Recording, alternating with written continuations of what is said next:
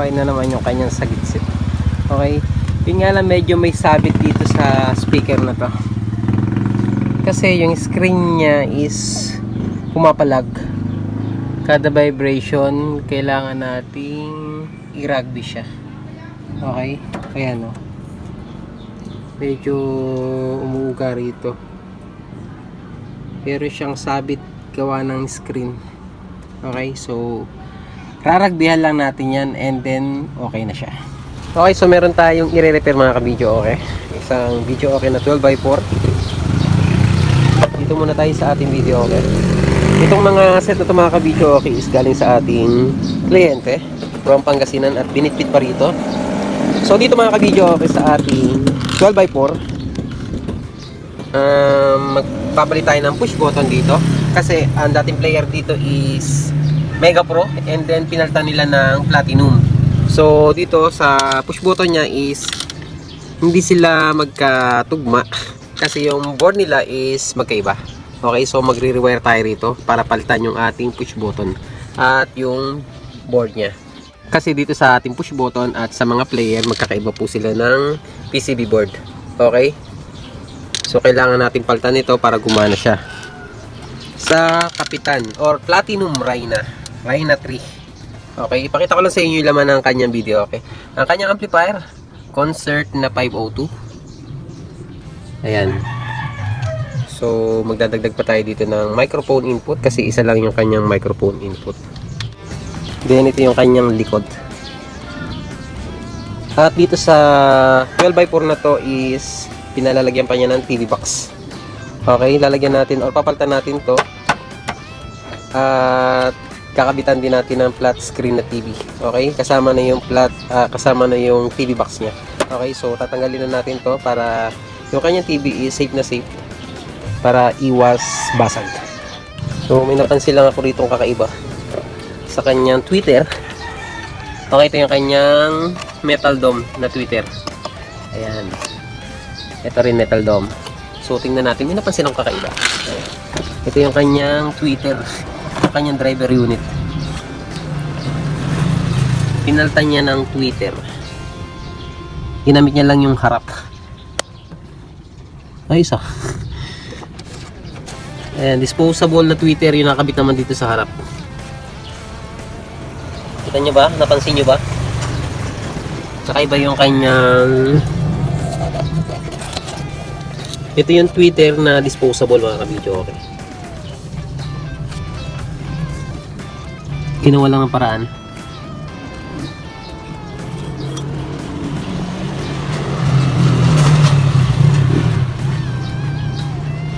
Ito naman yung isa pa niyang tweeter. Capacitor na gamit niya sa electric fan 1.5 yung kanyang gamit na capacitor. So yun yung harap ng 12x4. At dito naman sa kanya pang malakasan, itong set na ito mga ka-video okay is galing sa atin. At dito naman mga ka-video okay, ang issue nito is hindi na gumagana yung tweeter. Okay, yung dalawa. So ngungo na siya, wala na siyang high, wala na siyang kalansing na tumutunog. So kagaya nito, yan, tinanggal na natin yung driver unit at babaklasin pa natin to kasi nga hindi na gumagana yung kanyang tweeter. So sa mga magtatanong, so para sa inyong kaalaman, itong set na to is umabot na mga 2 years ago. Okay, kung hindi ako nagkakamali is 2023 pa to kinuha sa atin. At i-repaint na rin natin, pinare-repaint na may-ari. Kasi itong set na to mga ka-video okay is pinaparentahan niya sa tabing dagat. So makikita nyo ang bilis kalawangin ng mga accessories. Kagaya nito, ayan o, kinakalawang siya. So kapag tabing dagat talaga ang pinagpwestuhan nyo ng inyong video okay, madali talaga siyang kalawangin. Ayan o. And then kanyang amplifier medyo kinakalawang din kasi nga tabing dagat. Okay, madali talagang kapitan ng kalawang kapag tabing dagat. So dito mga ka-video sa ating pang malakasan na gagawin is i-repaint natin and then papalitan din natin ng voice coil yung kanyang driver unit. Okay,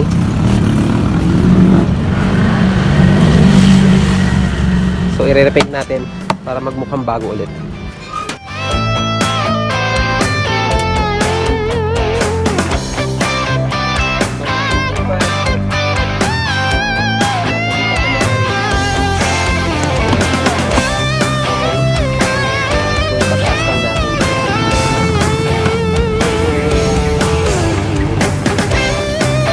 Siya na ito mga ka-video kung meron dito nakalagay na pilihan ng pinadalita.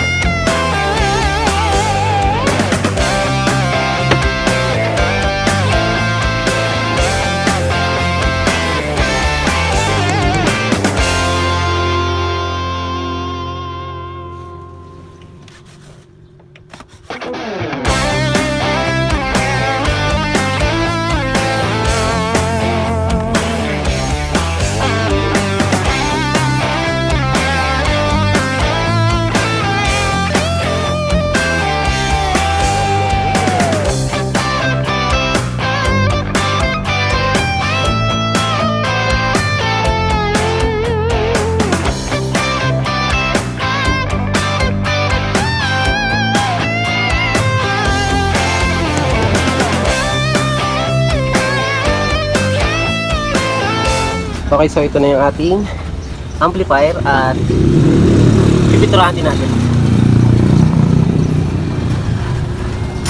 Medyo kinakalawang siya. And then yung ating amplifier o yung ating player. Yan, ang kapal na nagabok. So, tatanggalin pa natin yung mga dulo. Ito yung ating mga speaker. Pinturahan din natin. Okay, so ito na mga ka-video, okay. Tatanggalan natin yung mga accessories. So dito sa ating twister lock, pinturahan na rin natin para pinakalawangin yung ating mga corner at yung ating handle. Di na rin natin tatanggalin para mapatungan ng pintura. Okay,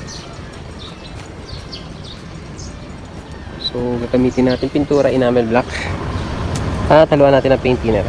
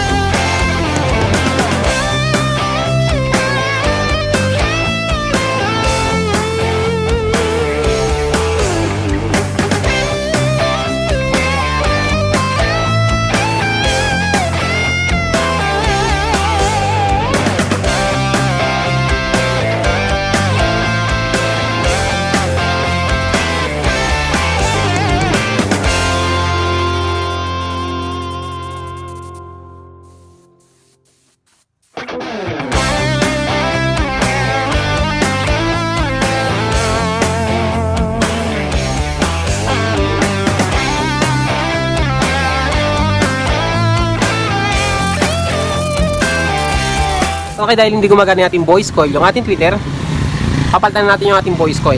Okay, ito yung ating driver unit, Crown brand DU300. Palit voice coil tayo.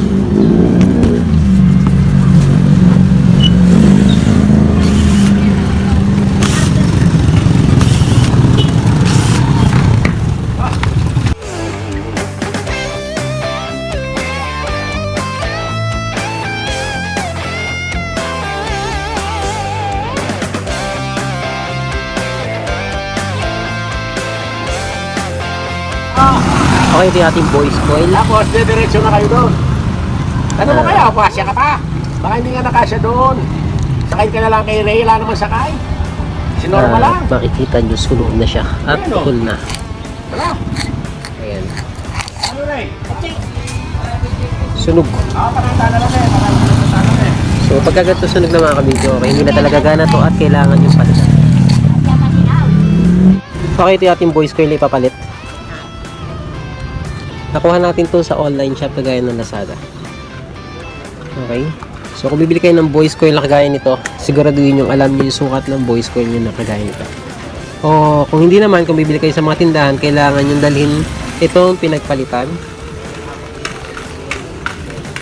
Ito pinagpalitan ng voice coil or yung ating driver unit para magkasukat.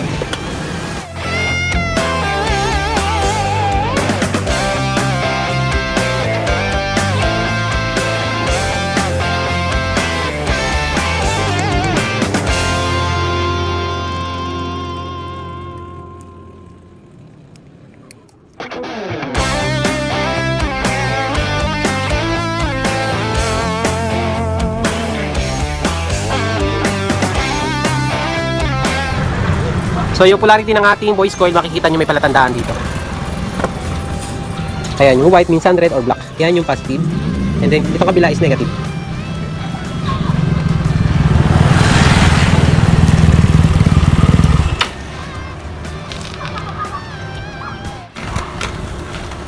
So napasok na natin yung ating voice coil dito. And then ihinang na natin dito.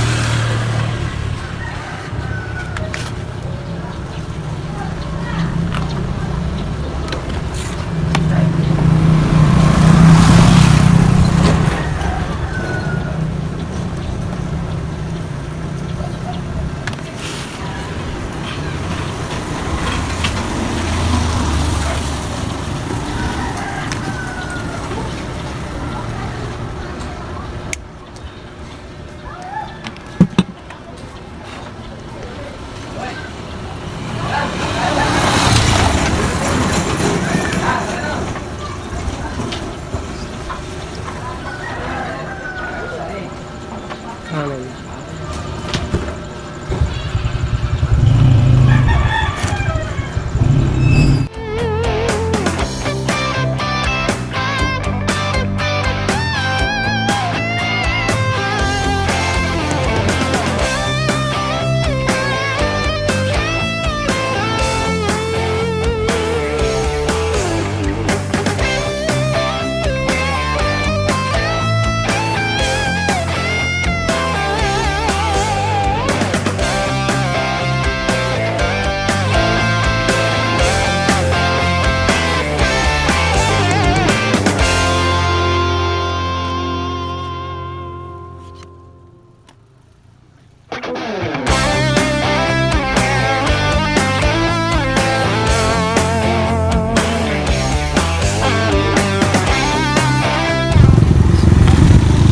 Okay, testingin natin kung tutunog mga kabidyo, okay?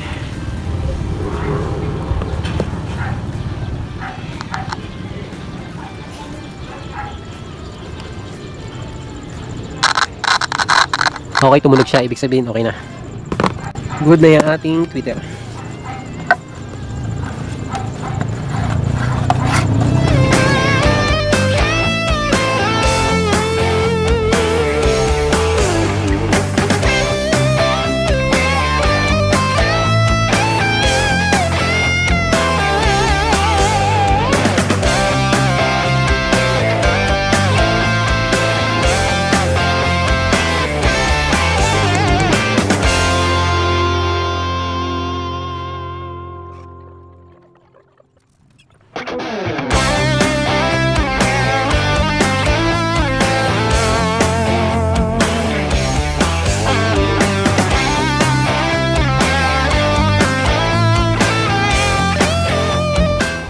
So ito na yung ating amp rack. At pinabago na may-ari yung kanyang keypad. So itong keypad na ito mga kabidyo, okay, is nasa loob siya dati. Okay, nilabas natin or pinalabas pala niya kasi gusto niya is nakasarado na tong amp rack niya. Okay. Ayan. Dito na lang daw niya ilalagay yung kanyang mga wire. Ang kanyang keypad and then yung kanyang light ball is pinatanggal na niya. Okay, tinakpan natin dito. Ayan. So So mukhang bago na ulit siya.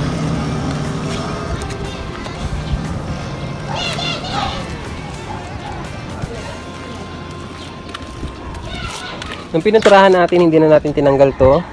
And then yung ating twister lock at yung ating lock din dito, piniturahan na rin natin para hindi na rin kalawangin. So yan na nga yung ating amprak. And then ito yung ating dalawang box. Okay, set up natin para makita nyo. So ito na nga mga ka-video, sinet na natin kaya lang hindi tayo magpapatugtog kasi meron tayong kapitbahay na namatay. Okay, so ipakita ko lang sa inyo yung ating bagong repaint na pangmalakasan. So mukhang bago na ulit siya.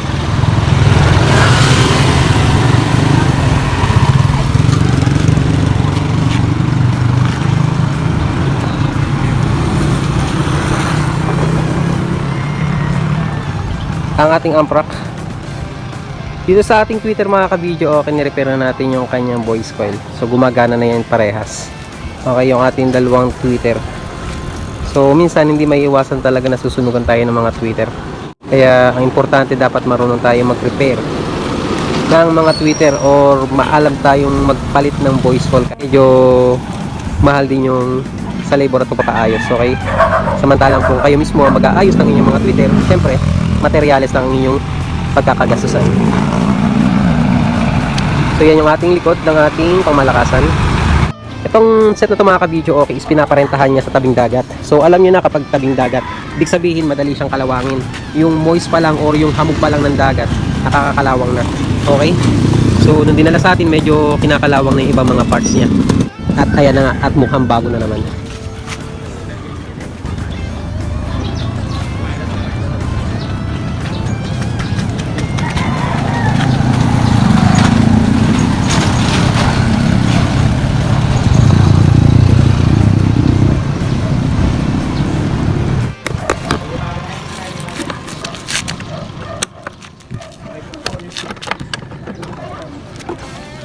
Kanyang amplifier GX 5000 figure at ang kanyang player, ayan, Maestro 2.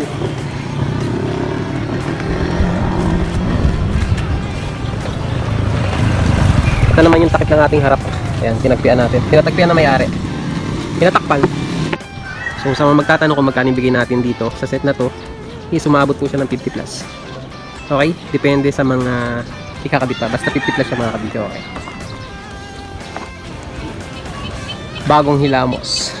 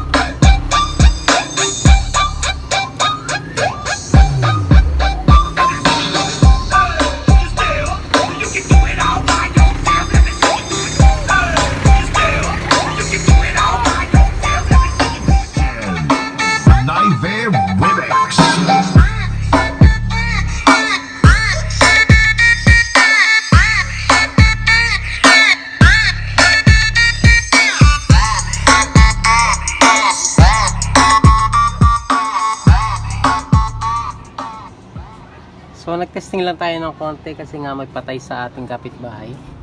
Okay, so okay naman yung ating ginawang mga Twitter at gumagana naman parehas at buhay na naman yung kanyang sagitsit. Okay, yun nga lang, medyo may sabit dito sa speaker na to kasi yung screen niya is pumapalag. Kada vibration kailangan nating i-rugby siya.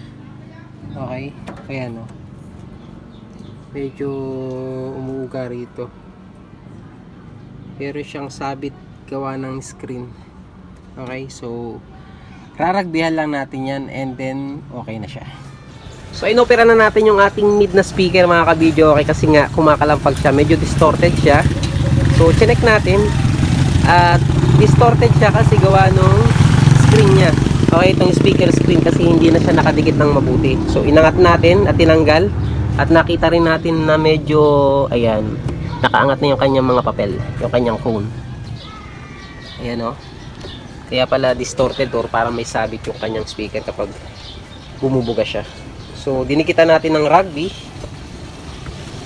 Sa pagdikit ng rugby, para kapit na kapit yung inyong dinidikit, ibilad yung mabuti or patuyuin yung mabuti para hindi na siya mabaklas, kagaya ng ginagawa natin ngayong araw na to. So binibilad natin. Okay, kahit isang oras pa man yan or buong maghapon yung ibilad, kakapit pa rin po yan. Okay? Para mas maganda yung pagkakadikit niya, dapat talagang tuyo-tuyo yung inyong in-apply na rugby. At ito yung ating ginamit, Bostik rugby. So nilagyan natin ng rugby rito sa gilid at the same time pati itong ating screen. Okay, para pag nilapat natin hindi talaga sila maghihiwalay. At para na rin sa ating mga ka-video, okay natin dyan kung paano baklasin itong screen na to. Yan lang po yan, okay? Sinusungkit lang po yan para umangat itong screen na to. Kagaya nitong screen na to mga ka-video, okay? Nakadikit lang po yan ng rugby. Okay? At pag may nakita kayo nakaangat, dun yung umpisa ang iangat para matanggal lahat. So after 2 hours mga ka-video, okay, idikit na natin itong ating pinapatuyong rugby. Sigurado to, kapit na kapit to.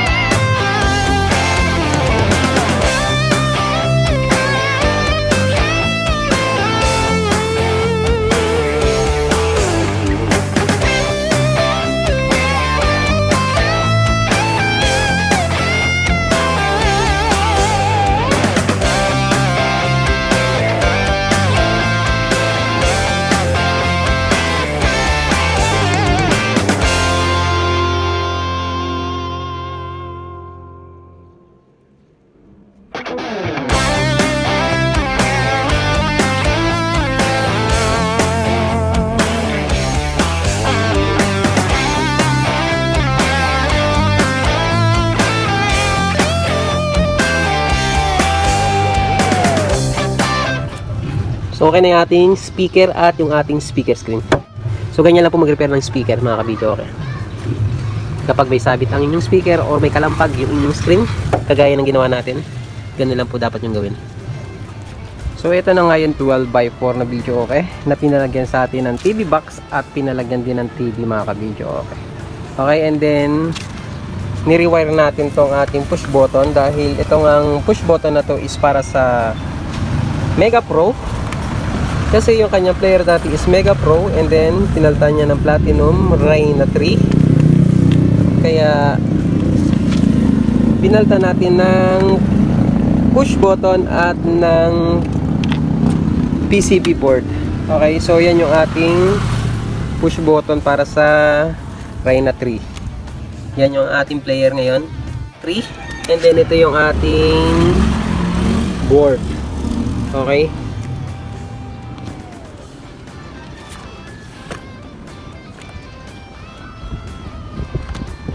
And then ito naman yung ating TV box. Okay, nilagyan natin ng lock. So ikutan muna natin. And then yung ating bisagra na ginamit dito is silver, yung hindi kinakalawang.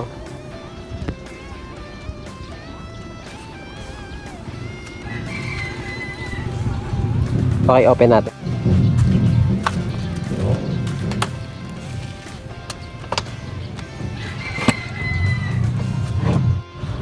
So yan yung ating TV. Ang TV brand na ginamit natin dito is Kobe mga ka-video, okay. Yan yung ating TV bracket. And then dito natin pinadaan yung linya niya, yung wire niya at yung ating RCA para sa video.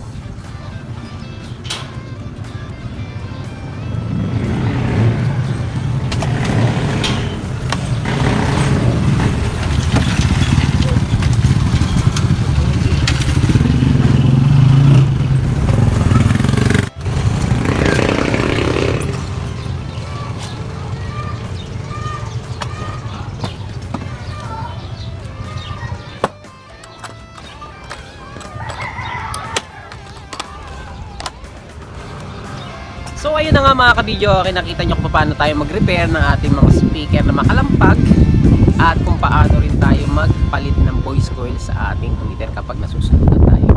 So itong set na ito mga kabidyo, okay, so ulitin lang natin. Itong set na ito is pina-repair sa atin. Sa ating pangmalakasan is nirepaint lang natin at pinalitan din natin ng voice coil yung kanyang mga tweeter kasi nga wala na siyang sagid set.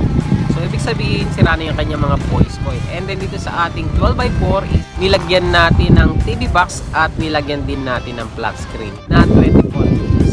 Kaya hanggang dito na lang mga kabidyo, okay, sana'y nakatulong ang video natin ngayong araw na to para sa ating mga kabidyo. Okay natin dyan ang mga nasisiraan din ng tweeter at mga speaker. At sa mga hindi pa po nagpapala or subscribe sa ating YouTube channel, guys, sa ating Facebook page, subscribe na po kayo and notification bell mga kabidyo. Okay, idami nyo na para lagi po kayong updated sa ating mga ginagawa mga video. And pakilike and share nyo na rin po kung nagustuhan nyo. Kaya hanggang dito na lang at maraming salamat at